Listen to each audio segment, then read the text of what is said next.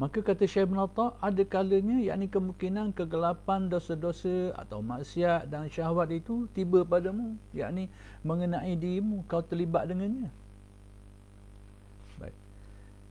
Untuk yakni tujuannya dari segi hikmahnya untuk mengingatkan kepadamu kebesaran nikmat diberikan Allah kepadamu.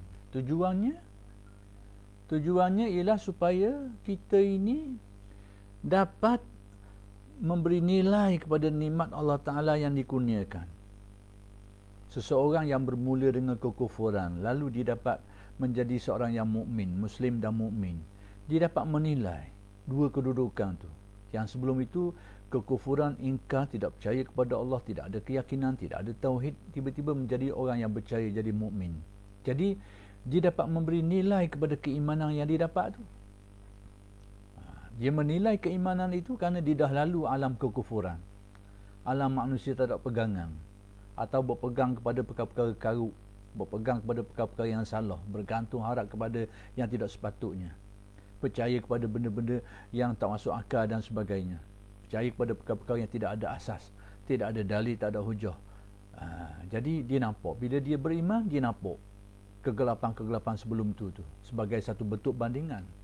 Jadi Syekh Ibn Atta kata, ada kalanya seseorang itu menghadapi semua ini untuk dia mengingatkan. Hikmahnya itu supaya dia ingat kebesaran Allah, kebesaran nikmat Allah. Allah Ta'ala beri nikmat iman tu supaya dia kenal nilai nikmat iman yang didapat tu. Supaya dia tahu nikmat iman yang didapat itu kerana setelah mengalami zaman-zaman gelap dulu tu. Jadi dapat menghargai nikmat iman. Bila seseorang tu dapat menghargai sesuatu, dia akan jaga molek lah. Kita ni bila tidak menghargai sesuatu tu, tak dapat menghargai sesuatu, puncanya kerana kita tak dapat menilai nikmat tu. Kita tak dapat memberi nilaian yang sewajarnya, sepatutnya kepada sesuatu benda. Jadi tak nampak lah. Jadi dalam bab ini Syekh Ibn Atta nak mengajarkan hikmahnya. Orang yang pernah mengalami kekufuran, menghadapi zaman-zaman kufur, tidak percaya kepada Allah, akidah yang batil, tak ada pegangan hidup, tiba-tiba jadi mukmin. Dia nampak, dia akan menghargai nikmat, besarnya nikmat iman, keyakinan, ketenteraman dan sebagainya. Dia nampak benda ni. Dia nampak benda ni, dia menghargai nilai yang besarnya nikmat-nikmat yang dikurniakan Allah. Demikian juga kemaksiatan. Bermula dengan hidup yang penuh dengan kemaksiatan, kejahatan, melakukan keburukan. Sebenarnya perbuatan-perbuatan ini sebenarnya kalau kita terlibat, hakikat sebenarnya kita menzalimi diri sendiri. Mana-mana kejahatan dan keburukan, hakikat sebenarnya begitulah. Itulah yang disebut dalam Al-Quran. Walau annahum izzalamu anfusahum. Ataupun ayat lain dan sebagainya menggambarkan bahawa melakukan perbuatan buruk ni, perbuatan jahat ni, hakikat sebenarnya menzalimi diri sendiri. Sebab apa? Kita tahu dari segi agamanya, perbuatan-perbuatan buruk, perbuatan jahat yang dilakukan ini, dia akan mengakibatkan balasan di akhirat. Balasan seksa dalam kubur di akhirat nanti. Jadi bila kita buat sesuatu yang mendatangkan azab di akhirat nanti itu, artinya kita menzalimi diri kita sendiri. Sekalipun di sebalik melakukan kejahatan tu adalah keuntungan sementara yang kita dapat, adalah kepuasan sementara yang kita dapat, tapi hakikat sebenarnya kita menzalimi diri sendiri. Maka demikian juga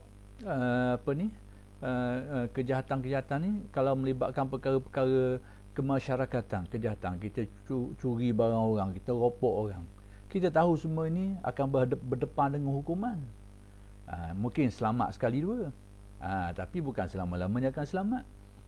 Sekali dua mungkin jadi, beberapa ketika mungkin jadi, lepas tu kena hukum, kena penjara bertahun-tahun, bahkan kena hukum-hukuman yang lain lagi, bahkan ada yang hukum mati dan sebagainya. Jadi bila kita buat perkara-perkara itu yang mendatangkan natijah yang buruk ni, sebenarnya kita menzalimi diri sendiri. Jadi bila seseorang itu melakukan perbuatan kemaksiatan dan kejahatan, kemudian dia disedarkan Allah, diberikan nikmat hidayat sehingga berjaya meninggalkan perbuatan buruk tu dan cenderung melakukan perbuatan-perbuatan baik, perbuatan-perbuatan taat, amalan-amalan soleh. Jadi pada waktu itu dia akan melihat nilaian tu, nilaian mendapat hidayat Allah sehingga boleh buat amalan-amalan kebaikan. Yang sebelum ni bila dia melakukan kejahatan, hati itu belah bagi. Kadang-kadang bila melakukan kejahatan, tahu sajalah kalau kita buat salah, kita jadi takutlah, bimbanglah, cemaslah. Macam-macam lah akibat daripada perbuatan buruk yang kita buat tu. Dalam keadaan tu kita, orang yang buat jahat ni jangan fikir dia senang, sebenarnya dia penuh ketakutan. Kadang-kadang dia buat tunjuk-tunjuk je, dia selesa, dia baik. Hakikat sebenarnya penuh dengan kecurigaan, penuh dengan kebimbangan, penuh dengan ketakutan macam-macam lagi lah. Jadi bila seseorang tu ditakdirkan Allah pernah mengalami zaman-zaman tu, kemudian dia telah dihidayahkan Allah sehingga cenderung kepada ketaatan, melakukan kebaikan, amal soleh dan sebagainya. Pada waktu itu hikmah dilihat dari segi hikmah tasawufnya, Allah Ta'ala nak menjadikan dia ni menghargai nikmat boleh jadi orang baik, nikmat menjadi orang soleh, nikmat menjadi orang yang dapat buat kebaikan, dapat melakukan kesolehan dan sebagainya. Nikmat. Kenapa? Bila dia dapat banding dengan kehidupan sebelum tu. Jadi itu perbandingan. Perbandingan bermula dengan kegelapan, kemudian berada dalam keadaan cahaya iman, cahaya ketaatan dan sebagainya, dapat banding. Bila ada malam, dapat kena siang. Tapi kes yang semacam ni sebenarnya luas dari segi skop penerapan dia tu. Bukan hanya sahaja melibatkan bermula dengan zaman gelap, lepas tu dituruti dengan zaman cerah. Bahkan kadang-kadang berlaku bersilih ganti dalam kehidupan. Kadang-kadang seseorang tu mula-mulanya soleh, tiba-tiba ditakdirkan Allah jadi bubuh perangai dia, jadi jahat, jadi buruk. Kadang-kadang. Tapi selepas tu berkemungkinan dengan sebab itu balik semula aku ada kebaikan. Itu pun kemungkinan juga. Bahkan kadang-kadang seseorang tu berlaku juga, ini secara khusus lah dalam perjalanan orang yang sedang menghadapkan hatinya nak mendekatkan diri kepada Allah. Ni kisah lain sikit. Tadi tu kisah umum.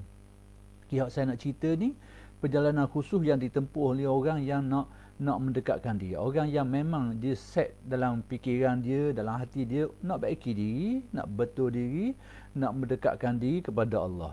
Memang dia dah ada dalam minda dia dah. Haluan dia hala ke situ dah. Hak tadi tu mungkinlah takdir Allah Ta'ala hidup dengan kegelapan, lepas tu dapat hidayah. Ini memang dia memang merancang ke situ dan berusaha ke arah tu untuk jadi lebih baik. Tapi dengan takdir Allah kadang-kadang berlaku juga dia terjatuh. Dia berusaha nak buat baik, tiba-tiba terjatuh melakukan kejahatan. Terjatuh disebabkan kerana kelalaian, kerana ghaflah, kerana kalah dengan nafsu sendiri dan macam-macam lah, dengan pengaruh itu, pengaruh ini, macam-macam boleh berlaku. Itu juga termasuk dia nak jadi baik, dia jatuh balik. Lepas tu dia berubah betul balik. Jadi bila dia berjaya membetulkan diri itu, dia akan menghargai nikmat, dia dapat mengecapi nikmat berada dalam keadaan kebaikan, kesolehan, ketaatan dan sebagainya. Dia dapat menilai itu setelah dia jatuh ni, dia terlibat dengan jatuh. Yang kedua hikmahnya dari segi tasawufnya, supaya dia tak bangga. Kita ni kadang-kadang berlaku juga ada gelap dalam cerah. Gelap dalam cerah ni, kita ditakdirkan Allah jadi orang soleh, orang baik, jadi alim ulama, orang ada ilmu, orang buat kebajikan, kebaikan. Kadang-kadang tanpa kita sedar, dia mari nyakit gelak sikit. Nyakit gelak, kita rasa sombong dengan kebaikan kita tu. Mari sombong dengan kebaikan kita, sombong dengan kealiman kita. Kat mulalah kita pelekeh orang lah. Pandang rendah ke orang, pandang hina ke orang, pandang uduh ke orang. Ini gelak dalam cerah ni. Ini gelak dalam cerah. Jadi berada dalam keadaan baik tapi teruji dengan perkara itu. Maka dari sudut perspektif tasawufnya, antara hikmah Allah Ta'ala menetapkan kadang-kadang perjalanan seseorang yang berusaha nak betul diri ni, orang yang ada niat nak jadi baik dah ni, tiba-tiba terjatuh lagi untuk memadamkan dakwaan-dakwaan diri tu. Aku baik, aku soleh, aku ni gitu, aku gini, berasa diri baik tu. Itu hikmah Allah Ta'ala nak kikis benda tu. Terjatuh dia dalam keburukan. Sedar lagi. Kadang-kadang terjatuh lagi. Berkali-kali kadang-kadang. Sehingga lenyap perasaan itu. Sehingga hatinya itu benar-benar menghadap kepada Allah. Solehnya bukan saja amalannya, bahkan hatinya penuh dengan khusyuk. Penuh dengan khusyuk hatinya dalam Subhanahu wa ta'ala. Jadi hikmah yang nak dinyatakan oleh Syekh Ibn Atta' di sini, iaitu bahawa menempuh dua suasana ni, kegelapan, kemaksiatan, kekufuran, kejahatan sebagainya, lalu bertukar menjadi cahaya yang terang, yakni keimanan, kesolehan, kebaikan. Hikmah Allah Ta'ala tentukan ini menurut Syekh Ibn Atta supaya kita menghargai kebaikan itu, supaya kita menghargai keimanan, kesolehan itu.